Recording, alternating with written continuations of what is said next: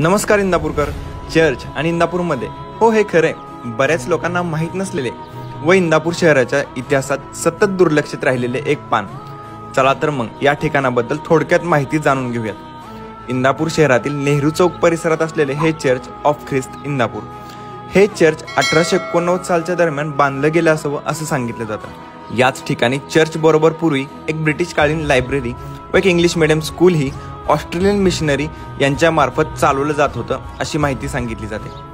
पूर्वी या लायब्ररीसाठी ऑस्ट्रेलियामधून अनुदानही येत असत.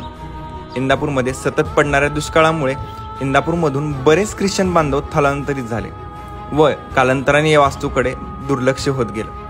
त्यानंतर या ब्रिटिश लायब्ररीमधील सर्व पुस्तके ही बारामतीतील चर्चला दिली असं सांगितलं जातं. या चर्चचे हे बांधकाम ब्रिटिशकालीन असून खांबांवर बारीक असे नक्षीकाम केले आहे व त्याचबरोबर येथील काही वस्तू हे ठिकाण किती जुनं आहे याची साक्ष देत आहेत.